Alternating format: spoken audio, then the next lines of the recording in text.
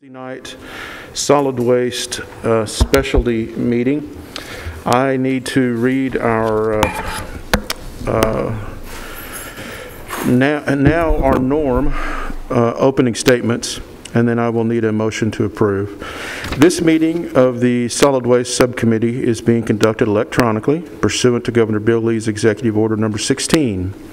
I would ask for a motion that conducting the meeting electronically is necessary to protect the public health, safety, and welfare in light of the coronavirus pandemic. Do it a motion? So moved. And a second? Second. Call the roll, please, Rachel.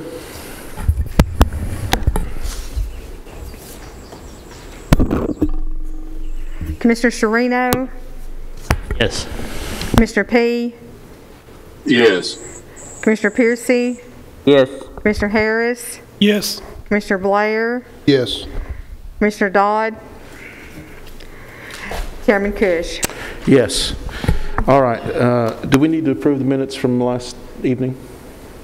I sent them all out this morning, so I don't know if they've all read them or not, but since there was a motion in there. Okay. Mr. Blair, have you had a chance to read the minutes? Yes. May I call on you to approve the minutes?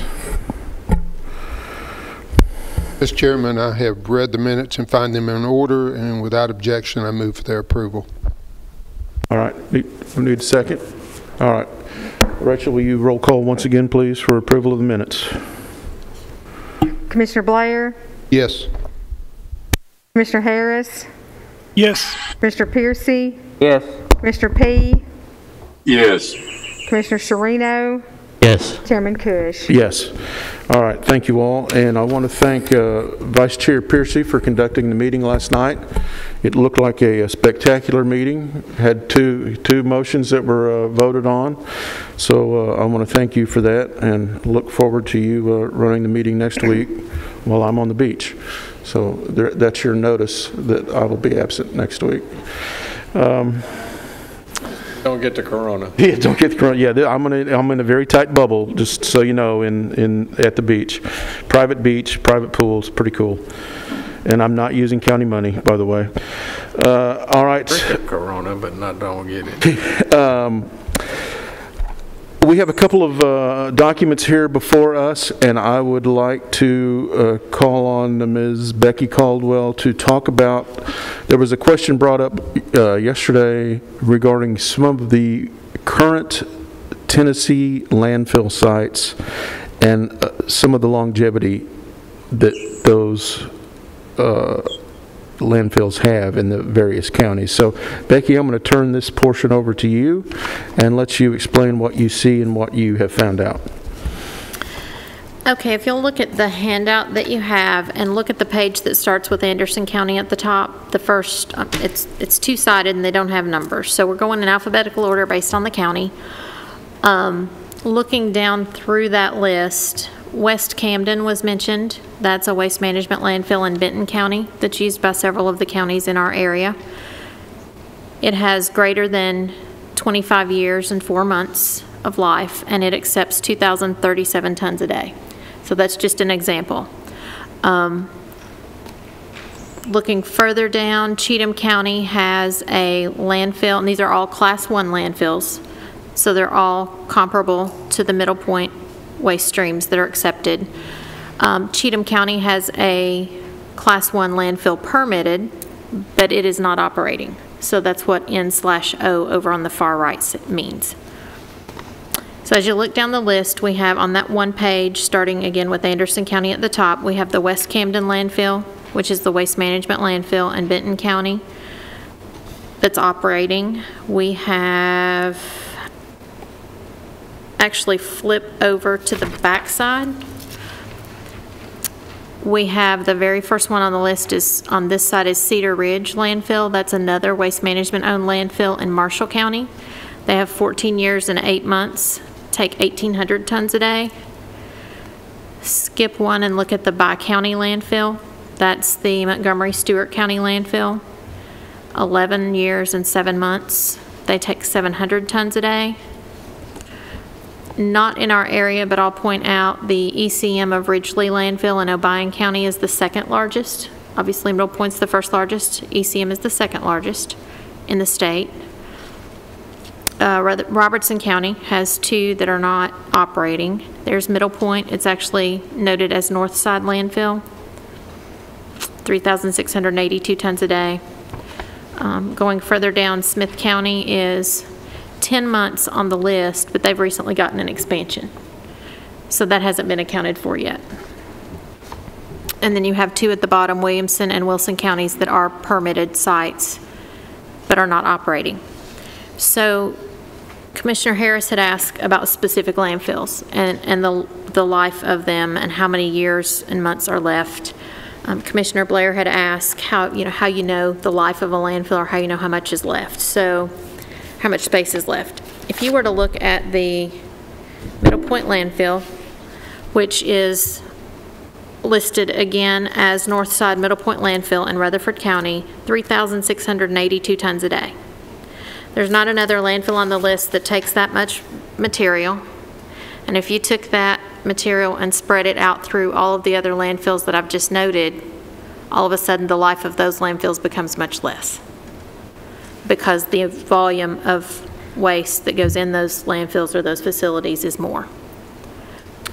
So Becky, if you look at West Camden, and they're taking greater than 25, that are taking 2,037 tons a day, and we were to start through a transfer station, start trucking waste from here, or diverting that waste to them, that 25 could go to 12.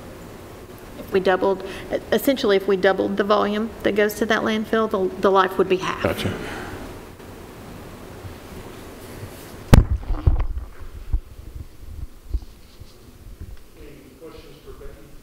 Chairman, so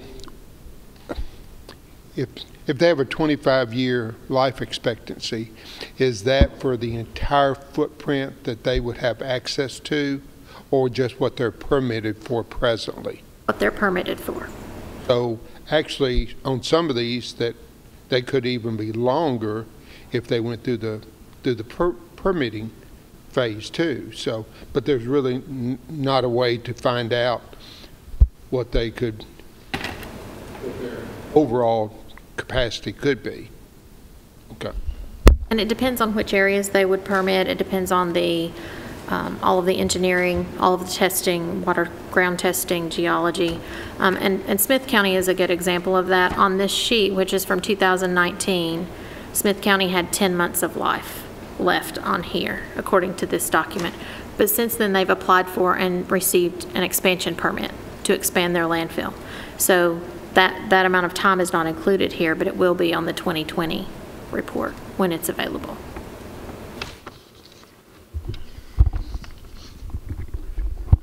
The other night in one of our companies, RFIs, they had made a comment about they had reclaimed 10 landfills. Would any of these landfills be involved in those 10, or do you know? Not to my knowledge. Not to your knowledge. I think, and Mac had mentioned that there was not a landfill in Tennessee that had been reclaimed before when you talked with TDEC? Okay.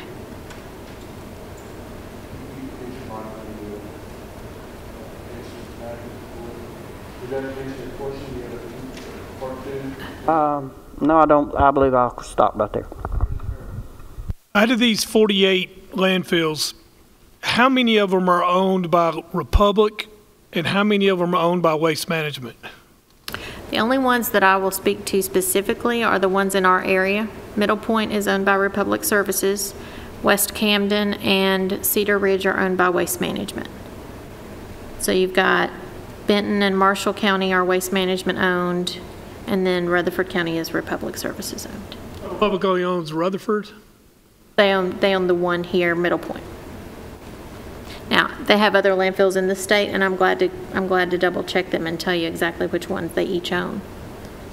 I just can't tell you that off the top of my head. The reason I'm asking is I would like to know the one, do you have any idea the closest landfill to Rutherford is?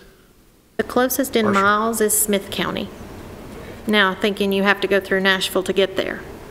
So then Marshall County probably becomes the quickest backup, only because it's south of Nashville and you're not in, you're not cutting through Nashville to get there as far as trucking. You just said that Smith County is expanding? But they have recently gotten an expansion. That's a Republic landfill. That's a Smith County-owned landfill. Okay. Thank you.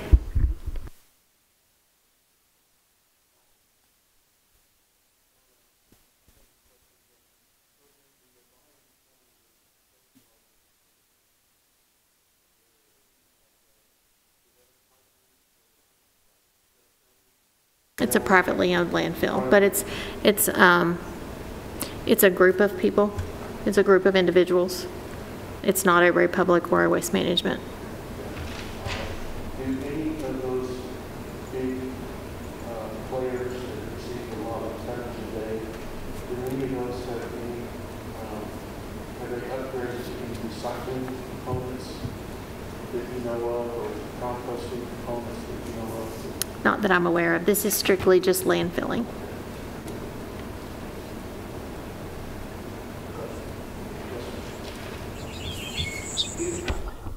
You just Mr. brought Chairman. that up about you just brought that up about did any of them recycle or anything. If Republic was that close to being full and pushing the buttons, why haven't they started doing something different to try to extend their livelihood rather than just continuously buried in the earth? If they can do a lot of different things, looked like to me they would have started something to save their space. At Walter Hills, where I'm referring to, at the Republic landfill down there. They're just buried. They don't recycle. They don't compost. They don't do anything. They just bury the trash.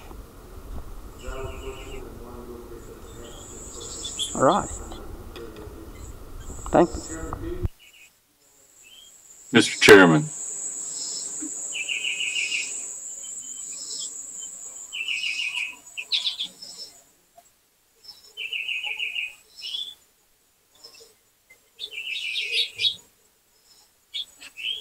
Oh, I'm sorry. Robert, can you hear me?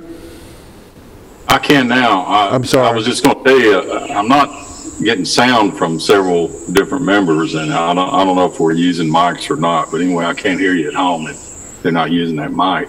But I wanted to answer something Commissioner Piercy said, if that's all right, about Republic not doing anything but landfilling. We asked them that question, and they said, well, you never asked us if you wanted to do something different. And I assume they're making the money that they want to make, so we didn't ask for something different. That's why they hadn't offered it. Or at least that's what they told us when we asked them that question. You recognize Mr. Piercy? I really don't think we have the power to ask them to do anything. We can't ask them to do much. Yeah. So I don't know. Yeah. We can. I believe we can only suggest at this point. Yeah. Mr. Chairman, I think we can in the RFP, and that's why we're here tonight. Yeah. We're going to be asking them what we want them to do with our waste stream. Not just them, but everybody on the RFP. Right. This leads me to a point that was brought up a few meetings ago by Commissioner Serino, and then also discussed by Robert P. about a plant tour for Republic. I spoke to our county attorney, and he basically said, let your conscience be your guide. So here's what my conscience says. We have left the RFI phase. We are now getting into the RFP phase. So I am much more comfortable in if we were to get another invite, and let me preface that. We were invited to tour the Republic facility, I believe, as early as last fall, and then again, I think we were asked to come in early spring of this year. But due to weather, I think one time, and then COVID, certainly, and then I think some schedules, we just couldn't get the group as a whole together. That tour was delayed and then permanently delayed as COVID creeped in. So now that we are getting to the RFP phase, my conscience tells me we have no problem of accepting an invitation, if the invitation still exists, to tour a facility of the local Republic facility, if that offer comes up, because we're going to do it anyway when they come and do a presentation and go through the RFP phase. So I can reach out, we can have Brick Murphy, I can reach out to Brick Murphy and tell him that if the offer still stands, we would still be interested. But I want the public to make sure they clearly understand this offer was brought before us at the end of 2019, when we were also visiting other facilities in the area and even out of state to get ideas. So I do not want to look like we are showing any favoritism to a local company. That's absolutely not the case. So we are now at the RFP stage, and we're willing to see what they and all others have to offer. So if you'd like for me to reach out to Brick and have him make contact, I'm happy to do that for maybe a September, maybe a little cooler weather type half-day event. All right. It might be better if we waited till they submitted their RFP. Well, either that or you visit and you come up with all kinds of questions that you see to be able to ask at an RFP. I guess that's a double-edged sword. I'm at the will of the committee, so I'm happy to wait either before they present or after they present. Or if we don't want to go at all, I'm okay with that too. But the question was brought up a few weeks ago, and I wanted to make sure we follow through with the question. I think even the mayor will agree with this. We're going to try to push on this RFP pretty quick and try to turn it out in maybe at least a couple of weeks, get it ready to go. Best as humanly possible. Right. Yeah. Okay. So to answer your question, I think, Mr. Piercy, if we get these out in a few weeks, give them 30 days to 45 days to reply, that would put us in mid-October. That may be about the right time to maybe do a plant tour, if and so we're inclined. All right. All right, Becky, did you have anything else, or were there any other questions regarding the landfills in the area? Okay, moving on to Article 2, which is the papers before you that are dated today, which are bullet points that Becky put together under the topics of education, collection, recovery, composting, transfer station, waste to energy, C&D, transportation, disposal, special waste streams, landfill reclamation, and then general topics. So I think the best way to attack this elephant is one small bite at a time. And I think we kind of go through this tonight, just quickly bullet by bullet, and then start our mental process to rotate. And then next meeting, we can start to fill in some of these questions that Becky may have not thought about to put in under these certain categories, or sure enough, answer the questions, because some of these are questions, and you can write your own opinions on the answers to Becky's questions. Does that sound like a fair way to attack this? Does anybody else have a different idea? Again, I'm open to suggestions. All right, Becky, I'll let you drive this ship since these are all fresh on your mind. All right. So these are all posed as questions because I want us to start to think through what you want as a group, what you want as the group that's leading the path toward the RFP, and we need to make statements. So basically, these are the questions that you ask yourself. You come up with the answers for yourself. You may or may not have those tonight. Becky, will you pull your mic down just a little closer? How about that? Is that better? Yeah. Okay. So basically, these are written in question format so that when you answer them for yourself, you put them in statement format. So the RFP will be something to the nature of, this is what we expect, this is what we want, this is what Rutherford County wants for, whether it's education, collection, or otherwise. So if we start at the top and we start, this just went the same order as the RFI. So if you start to look at interactive community education, we mentioned print materials. So what type of print materials would you want a contractor or someone else to provide? May I ask a question right Sure. off from the get-go? Sure.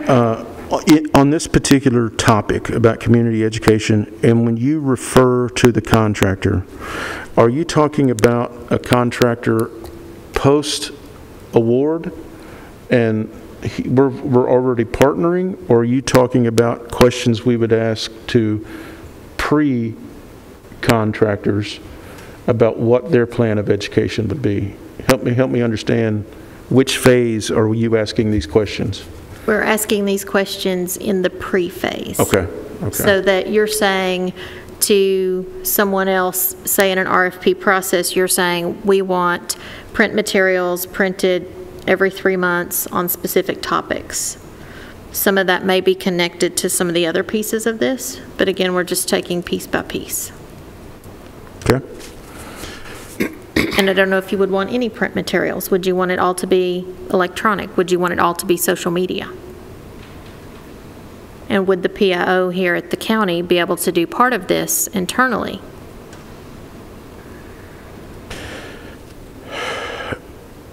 You just to be clear, you're talking about hard copies of an RFP submittal.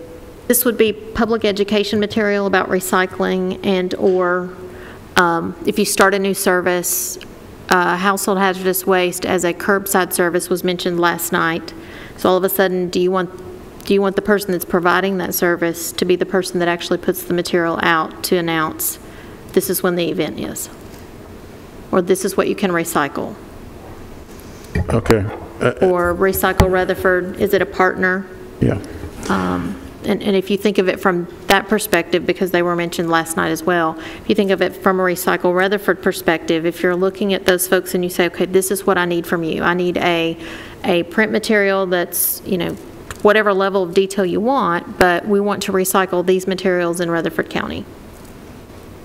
And we want to call it Recycle Rutherford, or whatever, whatever the tagline is at the time. All right. And again, we don't have to answer these tonight. These are just getting your thoughts going toward what the options would be, because this is really a clean sheet of paper. Okay. So, and this just speaks to the next question, how often or how much of these print materials should a contractor provide? Again, are you going to have that just in the recycling piece and the collection piece, or are you going to have it overall? Do you want one marketing company or one contractor to come in and actually do a public education campaign for all of the services you provide? Question, maybe this is a mayor question or Steve question, deputy to the mayor question. Internally, do we have social media capabilities to launch a mass output of different technologies to the voters? I think we do. Well, I think to a certain degree we've got an MPIO, matter of fact, Master Public Information Officer. So, but our local TV station only does so much. Right. So the other stuff we would have to go through their MPIO to get that word out. So my question is, do you think in-house we could do this, or would we need to budget some thousands of dollars for a real media company to help launch a big campaign? I don't know, and I'm not expecting. I'm not budget. Yeah, budget some. Do both. Do a hybrid. Do what we can in-house, and if we have to bring in some folks that do this for a living, right? Well, Cody, Mr. Chairman, Cody, we put in his budget this year in IT. He's in the process of, they've already advertised it for a new position for him to hire a person to work upstairs with Lee that handles our TV and et cetera. So that guy's going to be more of a hands-on production. We've taken Megan, who worked in IT, and we've put her over working with Ashley. Mm-hmm. I think print material wise, we can even call on M-Tissue. I think we can do a pretty good campaign without costing us thousands of dollars. Yeah. All right. Very good. All right, Rebecca, continue on. Sorry, Mac. On our social media, believe it or not, solid waste is not at the top of everybody's list to be looking at social media. So when we try to get something out, like the HHW, we try to tie it in with the sheriff department, the fire department, PAWS. Those get a whole lot more hits than we do. So to answer your question, do we have the capability? Yes. Do we have the followership? No. Well, I think when people, and again, I could be totally wrong. I think when people start to, this is a poor analogy, when people start to smell in the air that trash is all of a sudden going to cost them some money, they'll start to pay attention to the media and see what skin in the game they have and what it's going to cost them. That's just my opinion. I could be way off, but I think when money comes involved and they start getting a monthly fee, if that happens, I think most of them are going to pay attention and want to know what's going on. So, Becky, continue on. Chairman. Yes, sir. Can I ask a question? Yes, Chairman. On this interactive community education, this is something that I deal with as I make my living. So, interactive community education, can we not ask them to provide us with their master plan on how they want to deal with education, to educate our county on recycling, to educate our children, where they tell us what their idea is and their 5-year goal or on this? I see these questions, I understand these questions, but I'd like to hear their goals. We can do that. I would like to ask these questions if they don't fill in the blanks. So is that something that we can do? Because I think we got a lot of questions here, and I like them, but I'd like to see what they offer before I start going in on all that. And so at one point, we're going to need to know, at least have a framework of what you all want, so that when we put it out there, we're not just getting everyone in to say, these are things we can offer, and there's one company that can offer just a small piece of this, or another company that can offer. So you're talking with one company about social media, one company about print media, one company. So just that topic of interactive community education as a whole. Does that make sense?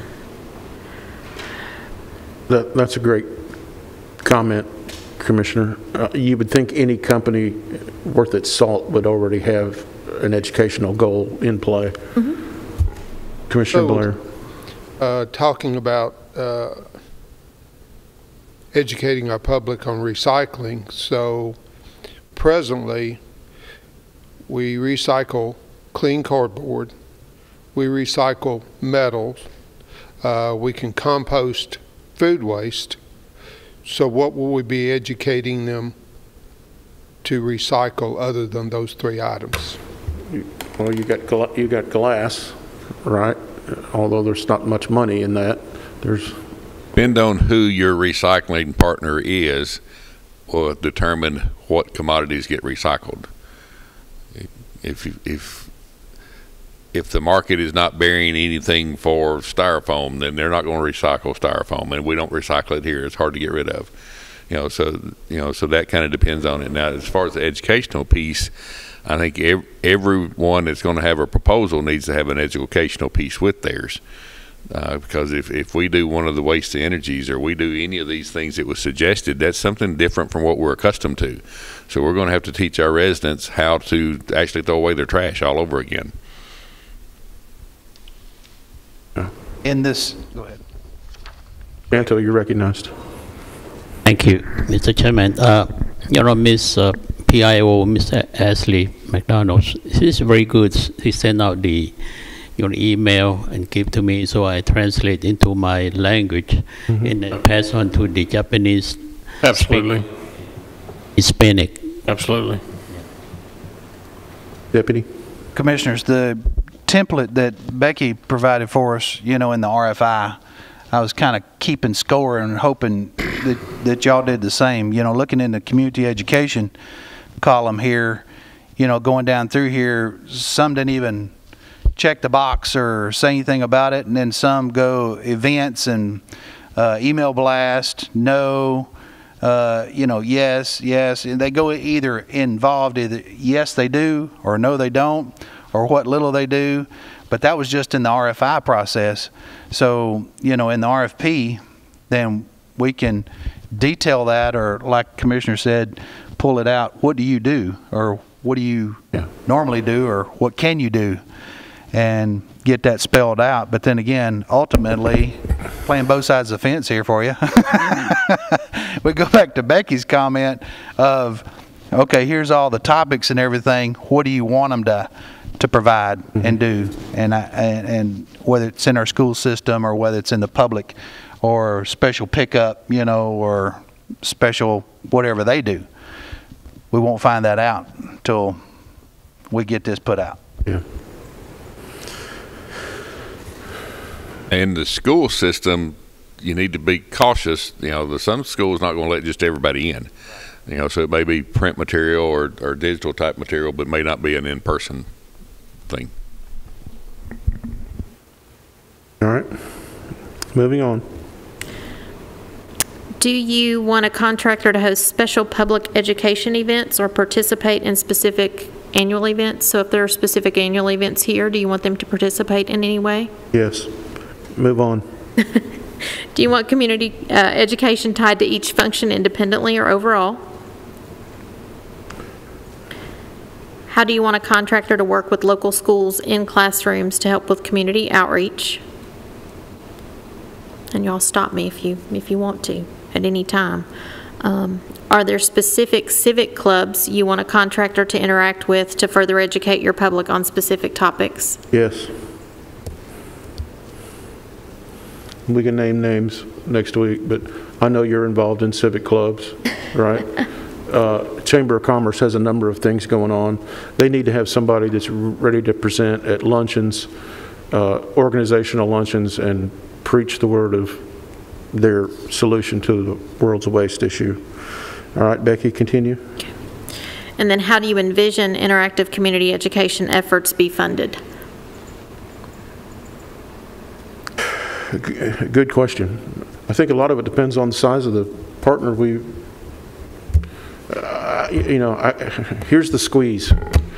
If you got a big player with deep pockets, you squeeze them for some educational. Sure. If you got a little player, if you got a mom and pop, then P3. Yeah, a public-private partnership. So, and we may be the public part of that partnership that is spreading the word. So, it's going to kind of depend on who wants to work with us and how big they are, or how small they are.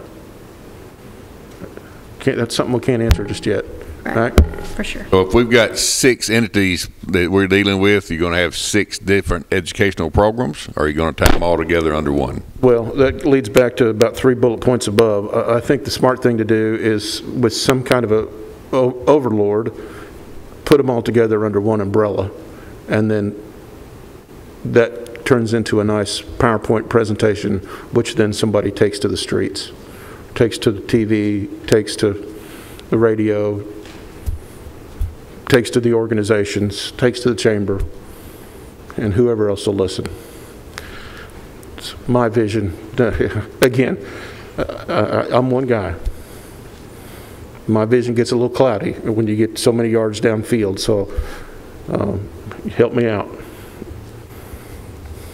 Rather than limit them to a handful of questions that we can come up with, wouldn't it be better to just, hey, show us what you've got? Show us everything you can do and work from that point. You know, there may be some in it you didn't want, but if you ask 5 questions, and they work toward answering your 5 questions, and they've got 6 and 7 that's really great too, they probably will never mention it because they're feeding back on what you asked. Yeah. Steve, not a bad plan. I just want to make sure that we are equipped enough and talk about it, debate it enough to know what we want, what makes sense to us. And so we ask these RFP folks, and like you said, we ask what they can do, and they can only ring 5 of the bells. And after all the discussion we've had, we think we'd like to see 2 more, but they can't do it. 2 more things we'd like to see them do, but they can't do it. Then what do we do? I think we need to have an end game in place, and then see how many can get as close to the end game as possible.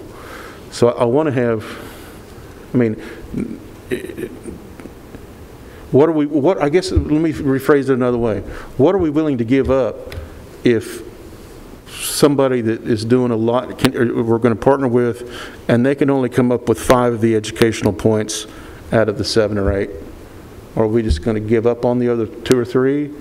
Or how are we going to maneuver around that? No, sir. I don't give up on anything. Yeah. I mean, this is not, to me, this is not some small thing. You know, this is a big deal. This is a big company. I mean, Rutherford County is huge. So, no, I don't think we give up anything. If you want this, then you need to give us, we want education. We want the mass to be educated on recycling. So we should ask. I don't think we should give up anything. All right. And if it costs a little more, they need to budget that. Yeah. So as far as my opinion, as far as getting the word out, education is through our public school system. Rutherford County has over 48,000 students. Within that 48,000 students, there's 2 sets of parents, sometimes 3 or 4 sets of grandparents, aunts and uncles, and the city school system, which I think is 13 to 14,000. I mean, there's 60,000 households that we could possibly touch. And you know, I look at cigarette smoking, how it has ceased, or declined over the years, and that I believe that's basically because of the public school system, our children being taught that it's an unhealthy habit, and they've convinced their parents, and they've not taken up that habit. So I think utilization of our education system is priority 1. Yeah, so that would be paramount. So what I'm kind of hearing from Chairman Harris is, take no prisoners. This is what these are our demands. I'm saying it kind of rough, Craig, so I apologize. It's like a ransom, right? These are our demands. If you want to work with us, this is what we got to have as a minimum. Do what you have to do to get to our minimum standards. If you want to go above and beyond that, well, that's great. But these are our minimum standards when it comes to education. Mac. If you look, it's the very first one listed. Usually you list most important to least important. And I think that's the way this is listed, most important to least.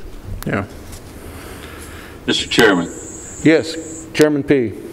I just want to mention, I agree with Commissioner Blair wholeheartedly. This starts with our kids. As a matter of fact, most of the kids nowadays are pushing their grandparents like me and their parents to recycle.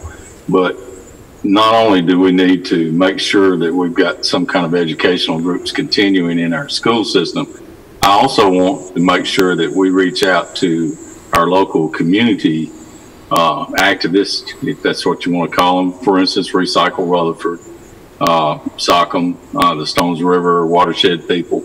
Those are all people that are really extremely active in our community as far as recycling and taking care of our environment.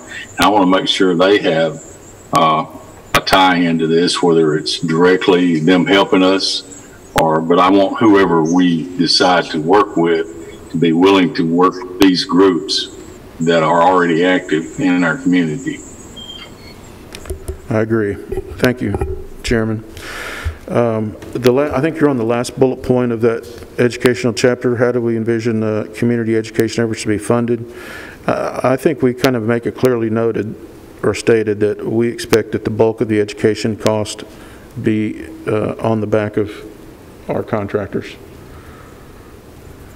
We will certainly partner up and provide some infrastructure for them to get the message out, but they need to have the biggest skin in the game.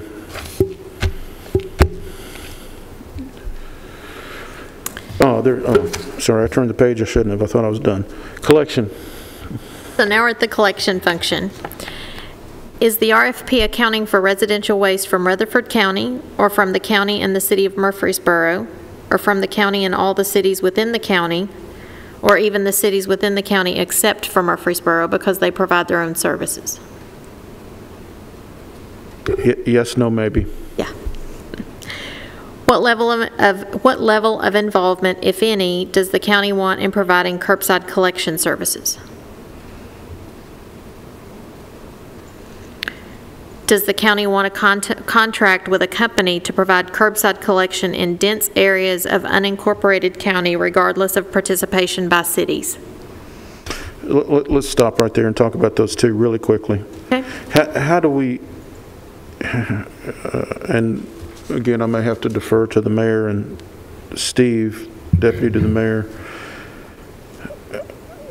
First of all, does the county want to be in the solid waste business is probably the big question.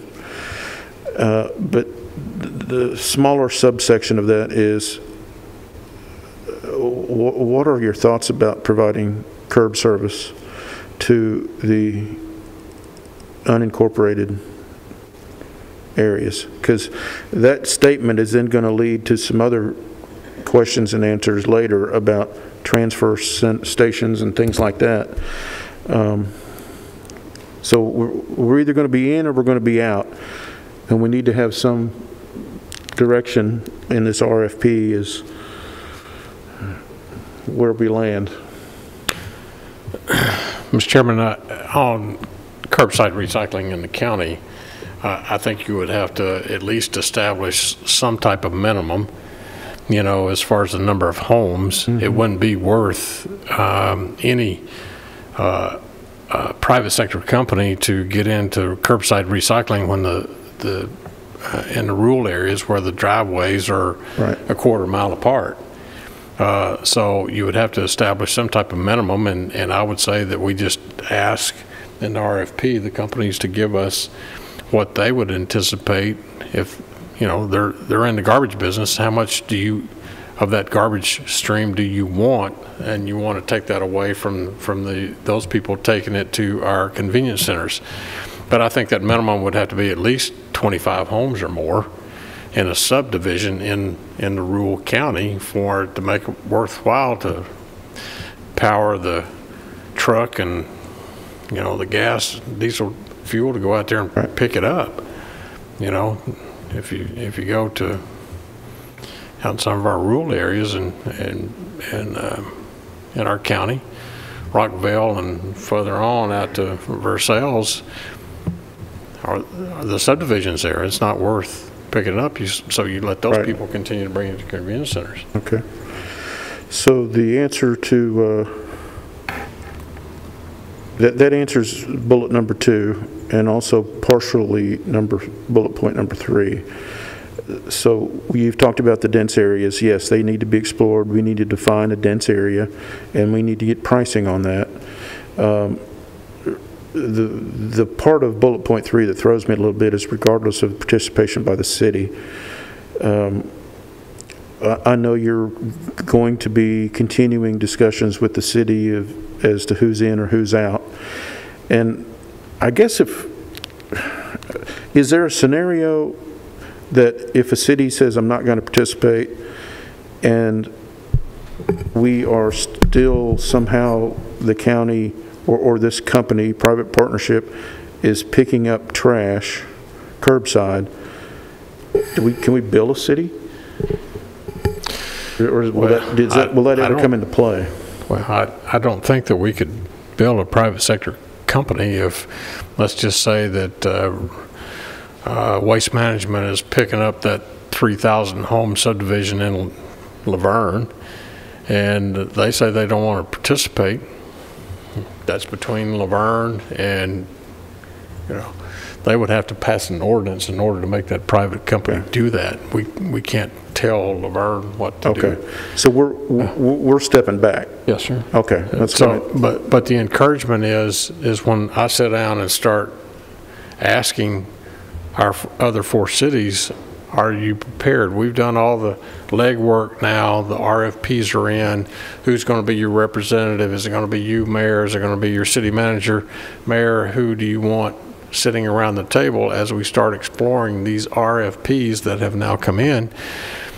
But you need to be thinking seriously about this. I'm going to encourage you with everything we have to participate. You all have said, you said last year, all of them said that they wanted to participate. They wanted a seat at the table because they think it's the right thing to do for all of our citizens in Rutherford County. But if you say no, then just be aware that we may not be prepared to open it back up if you change your mind 2 years from now. Yeah. Okay? It's that important that we all come together as one in the very beginning and control our waste stream for the whole county. Okay. Mr. Chairman, Becky, didn't we put in our RFI our total, and Mac, didn't we put in our total trash tonnage county, and then we also have got our number of what we collect and what we take?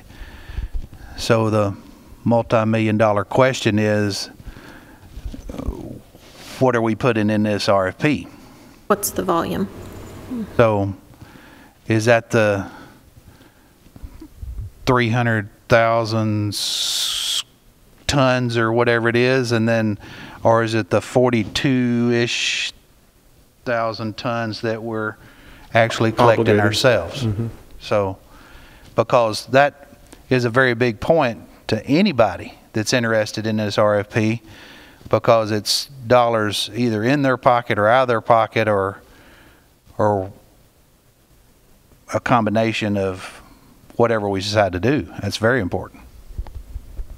Mr. Chairman, if you recall my slide presentation in here back earlier in the year of the pieces of the puzzle that we crafted and put together, and each one of those we're talking about here today, if it's recycling, that's a piece. If it's composting, that's a piece. So hopefully we'll be able to come out with the whole puzzle put together by the end of this process. Yeah. All right. Mr. Chairman. Yes, Chairman P. Just a question. There are a lot of independent contractors that are picking up waste in this county now, and some of that waste could go into a potential facility that we might build. Can we mandate or require people to use our facility versus taking it outside the county? Or is there any rule on that? That would be called flow control. Correct. And it can be done if you do it correctly. You have to be very careful. Maybe you need to explain to me how you do it correctly. For instance, if Murfreesboro City decided they wanted to do something different from us, could we mandate that the trash flow from that municipality or any of the municipalities come through our facilities? Not sure on that one because they choose to pick up their own trash. They don't have to. State law says it's the county's responsibility unless a municipality chooses to do so. Murfreesboro has chosen to do that. I think the other thing you got to look at is a little further down in our discussion is what facilities are we going to use. There's some options in here that if they go that direction, then recycling is not picked up at the curb. It's separated out later. State law says we're responsible for the residential waste. not the commercial waste. So, you know, if we've been told multiple times we don't have enough trash, which what we manage today is a true statement. But if we manage the residential trash in Rutherford County, we probably have enough trash to do what's needed without a outside partner. Well, that's where I'm trying to go to is to find out exactly what our volumes could be if we can get the flow going to us directly. Of course, I understand these folks have probably got options, but like I said, I hadn't figured out yet how we can get a handle on exactly how much volume we will get. So TDEC this year had put out the average of 1 ton per person per year. So when you look at your population, if you take 1 ton per person per year, that's where we included the 325,000-ish people or tons in the RFI. Well, I've got that, but like I said, you've got independent contractors that are hauling that outside the county now. So, you know, maybe half of that tonnage is going outside the county. And with flow control, you would require them to come to specific facilities with any waste that's generated by residents of Rutherford County. Now that's more along the lines of what I'm trying to get at. When you say flow control, why don't you elaborate on that a little bit more for me? So essentially flow control is you're controlling the flow of the waste, whatever the waste stream is. But essentially that is a way for, we've talked about the volume of waste needing to be such that it is efficient system, the system runs continuously, you know, all of those things that we've talked about as far as operationally. And so when you start to talk about flow control, you say we are going to require, because we used taxpayer funds or we used public money to build a facility, we're going to require these volumes to go into this facility to maintain and to maintain the efficiencies and the daily operation of that facility. And okay, as a government, you can do that. Yes, sir?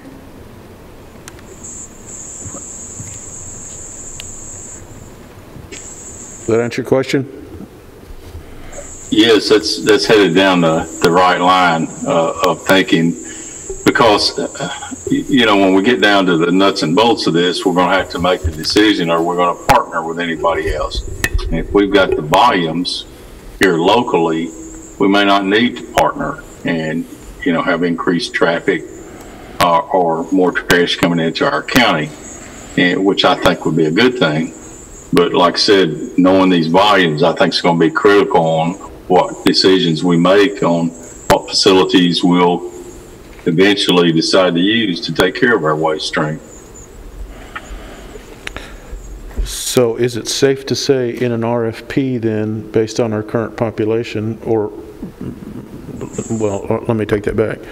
You're going to base it on our current population times a multiplier for growth, I would assume. If you have 325,000 people in the county plus a multiplier for future growth, you're going to take that number times what you just said was 1 ton per year.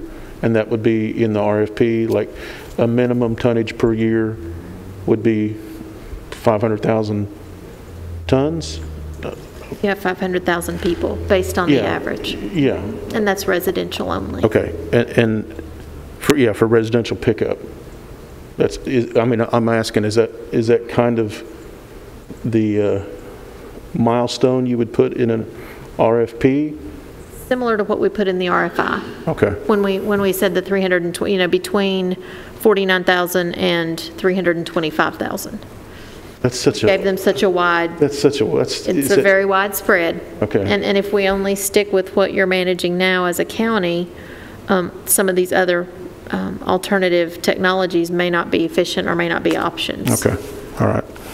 Mr. Chairman? Yes.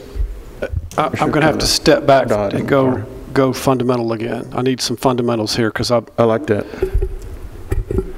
So I'm going way back to education. Is a MRF, can a MRF receive MSW? So a MRF could take 325,000 tons and disperse it into all the streams that incorporate all these other topics?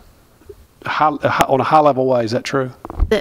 So on a high level, yes, you can deliver all of the waste to a processing facility, and essentially they're going to pick through it and pull out the commodities that are of value, or the commodities that you've chosen to as a community, and then they're going to sell those separately, and then they're going to call the rest waste, and it will be landfilled typically in this area. And of that stream that gets bundled and shipped to non-landfill, then it becomes compost, recycle, or waste energy.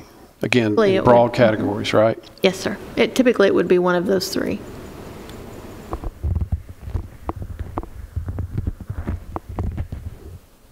And the compost could be at the same site, potentially. You could have one site. The waste energy could be at the same, but if you're... Okay. You could have one site that had a MRF on the front, where all of the waste is delivered, with the compost site on the back side, say on the left side, and then on the right side the recyclables go to there, and then the landfill's in the back, or any combination thereof, any layout like that. That would be considered like an eco park or a campus type layout. Okay. Thank you. I'm having a diagram, a big picture come all the way back down to That's why we're here, and I'm glad you asked. That's important. This is a tough topic, and there's a whole lot more than just picking it up at the curb, so I appreciate it. Really tough decisions is, how are you going to get that trash? State law says county government's responsible for the residential trash unless the city takes it. It also says that we can do a special property taxing district and provide curbside collection for the areas that we need to. So that's one way that you can get it. Now, is the city's going to go along with that or not? That's a totally different thing there. But and then in my vision, if you went that direction, then you would divide it up to equal size truck routes, to where a route per day, and you put it out for bid that way. But in that bid spec, if you win the bid, you will deliver that commodity to where we tell you it goes. That's how you do your flow control. And a special assessment district would work most proficiently in a denser part of the county as opposed to a sparse population. Yes, it would. Most all the counties that we've talked to in the past that do curbside collection, they cannot do it everywhere. It's not feasible to do it everywhere. And then the more dispersed part of the county are independent contractors, or they take it to a convenience center, and the independent contractors can be compelled to bring to our facility under this flow direction. But legally, we could compel them to come if we follow the standards. Currently, we don't regulate who picks up trash in this county. We can. Well, the independent guys, though, we could compel them to come to a facility if certain parameters are met. If we've invested in it, that is a true statement. Now, what you have to look at, though, is most of those areas that the big boys won't pick up, the small independents can't afford to do it either. Then it becomes down to our convenience centers. We divert all that to the one location, to the MRF. We could compel Murfreesboro to the MRF, perhaps. There's 86,000 tons, and then the other 260 tons or whatever. It's a matter of, can we get that collected and delivered to one location? Thank you for letting me digress. I'll digress now, but. Do you have a question, Chairman Harris? I don't want to jump around, and I apologize, Mr. Chairman. I'm just I'm interested in something he just brought up. Convenience centers. So I'm sure some of these big boys are going to come in there and say they would look at taking our convenience centers over. So since by law that we had to pick up residential trash, is there any idea how that would work? Because I'm very interested in that, if someone's willing to take over our convenience centers. But by the state law, just like he said, by state law, we had to provide it. So is that something that we can actually negotiate on, or? Well, say how we provide. So you can have private contractors to provide that service. To answer your question, yes. yeah, they'd still be able to go to a convenience center. It just would be under a private name, and I'm sure they would charge you for it. So, all right. Let me just make an observation. We've been at this for approximately 1 hour. This is a 4.25 page document, and we're at the bottom of page 1.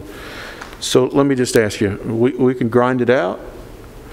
We can skip around a little bit and ask some specific questions about things that we need a little more information about. I know you just got these tonight, so it may be just a hair unfair to have a lot of thought for your mind to absorb. So let me ask you, do you want to kind of do just a brief skim over of what's left and see if there's any specific questions that you might not understand? Take it home, look at it, write your own questions or comments down in the margins, and be able to attack this a little better and harder, faster at our next meeting. I'm an engineer type. I'm just seeing 1 page per hour and 5 pages to go. Do the math. So, yeah, small bites. But let me ask. There's a couple of things, Becky, that I need clarification on before the next meeting. Because the process, you've really laid it out very nicely and cleanly, and I want to pat you on the back for that. Talk to me just a minute about on the third page, under construction and demolition CD, the transportation portion. Talk to me about what your vision is there, and lay that out for me. I don't quite understand. So for transportation, typically you think of a truck, a train, or a barge, a boat. And so what we're most used to is local collection and then tractor trailer hauling over usually around 40 miles or further. The train is an option for here because of your local network. I'm not sure we would find a place for a barge in Rutherford County, but we could potentially haul garbage elsewhere to go on a barge in Middle Tennessee. And I think one of the things we have to think about is the amount of people and the amount of traffic that we have in our area, and as more people come, it increases traffic, and so all of a sudden we need some options for transportation. We're so used to and dependent upon trucking, that's very dependable, but it does take time. Drivers are becoming harder to find. So if you can fit 5 tractor trailer trucks in 1 rail car, then all of a sudden you've taken 5 truckloads off the road. Okay. That does clarify some of my concern or question.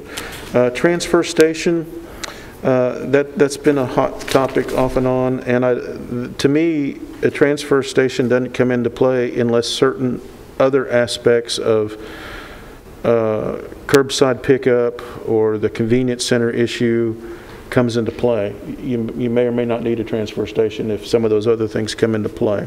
Or, in fact, if we're going to start hauling outside the county, perhaps does that not come into play? Or if we're going to totally break away from our current modus operandi, then yes, a transfer station may certainly come into play. So, I mean, there's a million questions, I think, to the transfer station issue. And there would be, and I think there's 2 things. On one hand, that's a matter of opinion. Anyone you ask in our business will tell you different parameters. I think the easiest way to think of a transfer need is if you have a fleet of 5 trucks and you need them to go just locally, that's probably not a big push, and it's easy to get them from convenience center back to Middle Point landfill. But if you start to think about hauling your garbage here from Rutherford County to Smith County, are you going to take those same 5 trucks and drive them all the way to Smith County and back to pick up the next load? Or are you going to want a transfer station where you can condense those 3 to 5 loads into a tractor trailer truck and send the tractor trailer truck to Smith County, or five tractor trailer trucks worth in one rail car to send elsewhere. And then is it a hybrid transfer station MRF? Do you take your trash there at the transfer station, but it's also part of a recycling center on the half of the building, and you're actually pulling out recyclables? Could be. Yeah, okay. So that portion is going to take some serious consideration and thought on what your all's vision might be. Commissioner Blair. Under special waste streams. And what page is it? Okay, next page, yes. Page. As far as farm animals and roadkill, is that commercial collection, or what does that fall under? We currently have contracts on our farm animals. We have a company, excuse me, that the county contracts with to come by and pick up those animals. That we started doing that years ago. It's a company out of Kentucky, I believe, is it not? And the company that picks up our roadkill, our deer and et cetera, is out of Laverne, I believe, is it not, Mr. Sandlin? Yes, and they're incinerating. And they have an incinerator down there, so that would, I think, be out of the scope. I'm not sure that these companies would want to do that. Mr. Chairman, I wanted to ask Becky or the committee, basically, you mentioned it in here, Becky, about in the transfer station situation.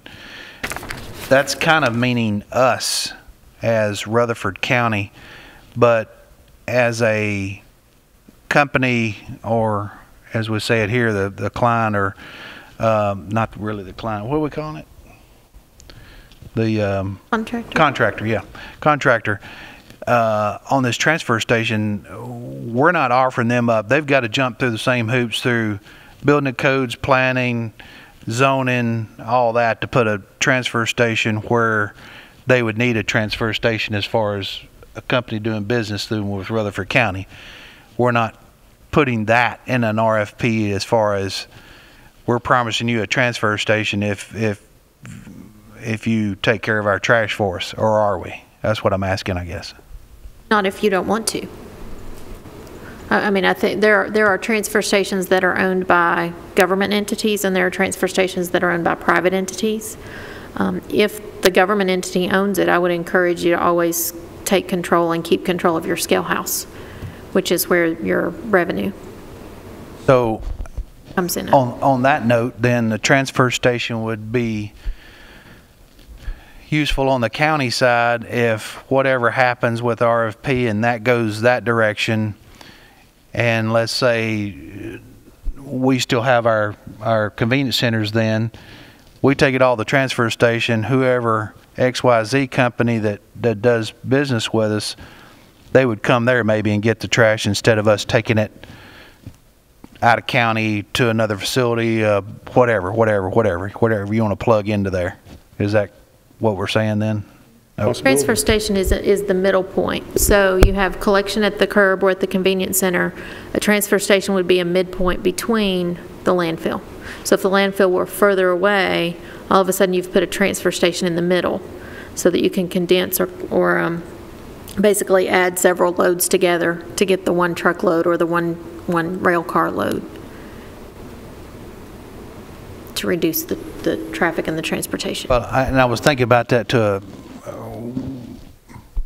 a huge extent, because we've got tires costing X amount of dollars, and those, trucks X amount of dollars, and all that, and what would a transfer station cost compared to more trucks and all the tires that we're spending and so forth and so on, or anyway, I was just putting all that together as far as us. And then if a company wants a transfer, then they've got to go through the building codes and planning, all that, to get the proper zoning to get their own, to deal with the transfer of either ours or them coming into town and not going all the way to the landfill or the facility or the MRF or whatever. That's why they would need that. Before we leave that page, let's move up a bullet point or two to processing, and that first bullet point and only bullet point under processing. one thing that jumped out at me is the legislation implement mandatory sentence. Let me remind you, for those of you who may have attended or at least heard the report of the visits out west to some of those really nice facilities and recycle facilities, it works out there because legislation mandates it. We don't have that luxury here yet. Some of the bigger boys we've talked to said that they have people full-time that are working in Washington to try and get things like that mandated. That's part of their lobbyist, who they pay money for a lobbyist for. Becky has connections. The mayor has connections. We have a legislative body, congressmen and senators. They need to be part of this discussion too. That is not going to happen overnight, but in the long run, for some of this to really work, you're going to have to be told you have to do it, right? Recycling is going to have to. There's going to have to be mandates by the state for some of this to work. So, sleep on that for a day or two. Anything else in these few pages, Mayor? Are you having a twitch, or is that your hand? That's my hand, okay, Mr. Chairman. You're recognized. All right. You hit on something as far as how we handle the rest of this. I think Becky has given us a very good, a lot of questions, and most of these all have question marks. So she has presented the questions for us, and we're trying to provide our own answers, which should be, the answer should be coming from the people in the RFP. So I would suggest that, Mr. Chairman, like on page 2, second bullet point, will the county promote use of recycled products? We should come back maybe next week and go down each one of these bullet points and turn these questions into what we want in our RFP. We, Rutherford County, want you to promote recycled products throughout incentives. How would you do that? Yeah. And that way we get them to answer our questions. So if we could maybe take each one of the bullet points and come back being prepared, and you start at the top next week and going, yes, we want that in our RFP. No, we don't want that. Well, yes, we want that in our RFP. And give that direction to Becky to where that will be our document for the RFP. Get them to answer us. Yeah. Help us streamline this. Otherwise, we can sit there and beat this to death. Yeah, and try to answer our own questions. Right. And I do want to remind everybody that in the RFP process, that's when you sit down with a group or an individual, a technology, and that's when you ask the questions. What they do, what can they do, what do they need, how much is it going to cost? Yep. And we have the ability to ask a ton of questions there. I mean, nobody's saying we're limited our discussion with them to 20 minutes. If we sit and talk to somebody for half a day to get the information we need to make an educated decision for this county, then so be it. So I don't want you to think that whatever we ultimately end up with here is the end of it. Because it's like any negotiation, it's like sitting and having dinner with your partner. There's going to be discussion points that come up that you hadn't even thought about. This gives us a guide to expand our mind, but talking to somebody about what they do, how they do it, where have they done it elsewhere, have they proven it elsewhere, have they been profitable elsewhere, have they walked away from a county, left them holding the bag elsewhere. All these things are going to come up in a nice, friendly discussion in this facility like this. So bless you, whoever that was. It's you or Robert P. Okay. So don't think that this is the end of all end here. So, Mac, I'd like to remind you of a couple of things. Yes, sir. When's the last time did you need the sheriff department and call them? When's the last time did you go to Paul's or call Paul's? When's the last time did you call for an ambulance or a fire truck? When's the last time did you throw something in a trash can? Yeah. So that puts us a little bit important. Now, the other thing that you got to remember is trash is not always fun. People will get really upset about trash. When I worked in the private sector, we had a route that ran in Manchester, and we'd have a little lady call every day, "When's the buses running?" She figured the bus was like the trash truck was like a school bus picking up those things. So we've got to be conscious of that, but we also have to be conscious that what I want to challenge you to do, because we'll meet next Wednesday night, is that correct? Keep a mental note of everything that you throw away between now and then. And the reason I'm asking you to do that, that's going to be every item that we're going to have to deal with in this RFP. I think we should just end on that note. All right. Powerful statement, Mac. Thank you. Becky, do you have any other suggestions for homework assignment? I just was going to say that we started here about a year ago and said, okay, what do we want? We want to write an RFP. And we backed up and said, no, we don't really know what we want, so we wrote an RFI. We gathered information. These are questions or topics that have been talked about over the past year that I've kept note of. No answers necessarily, just the information in general of, what do we need to consider, what do we need to look at. The RFP will now be those statements of, this is what we want. And then once you get the RFPs back, you'll have the opportunity to ask questions. So we don't want to, we kind of mixed an RFQ and an RFI for a bit, and we backed up and said, okay, let's do RFI because we're looking for information. So we want to stick to what do we want, and let's tell them what we want so we get back responses to this of what they can do to match or meet what you want. Does that make sense? Do you have a comment, Chairman Harris? Yeah, I'm trying to figure out how to do this. I'm a little confused. Do you think it's best that we take, kind of like we did on the RFIs, take 4 or 5 things, split them up into our meeting, and then let's all of us write down what we need to do? I got a lot of questions, and I would like to get them.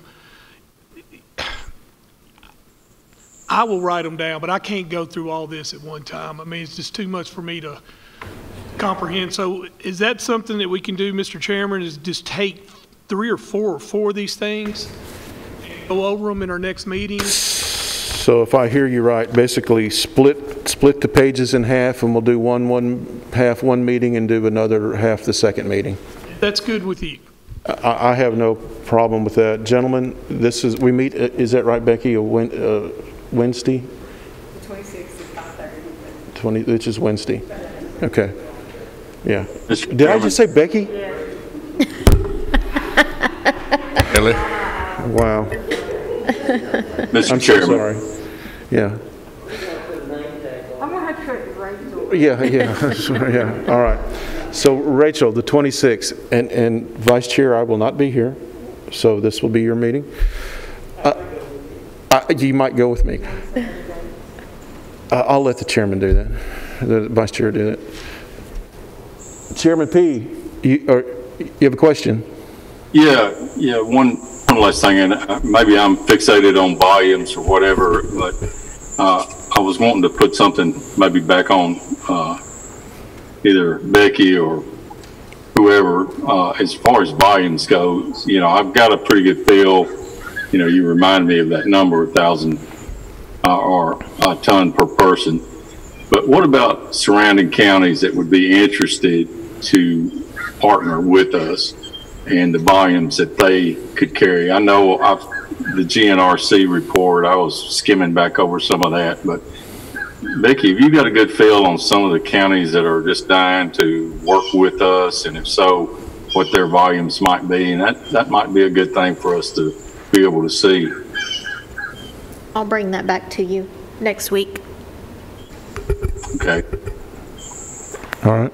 Good point. All right. Let's go back to Chairman Harris's request. I don't think a few more days are going to hurt for us to make a thorough examination of these documents. So let me just look at your faces. Phil, Steve, Shanto, Wayne, are you okay with splitting this up? Okay. So where do you want to stop, Craig? What looks sufficient here? We'll go from interactive community education down to, say, special waste streams. Does that look fair? Yeah. Well, you've got transfer station in there, and we said we needed to spend a good bit of time on it. On what you know? Transfer station. Okay. Yeah, that will definitely be part of the discussion. All right, let's go to end of transportation disposal, and I'm not sure what you're even wanting there. 2019 remaining life survey, class 1. That's the document That's you what we handed out. just looked at. Yes, okay, sir. Let's end at transportation, and then remember what Mac just said, because what Mac just said is going to be a discussion about your work assignment, what you're going to be throwing away for the next 6 days. So that's the next topic on the day after, or the subject matter after the next meeting. So what else? We good? What else you got? We're going from community education all the way down to ending at transportation. Ending at transportation. We are doing transportation and stopping. Yeah, you're right. We're finishing transportation.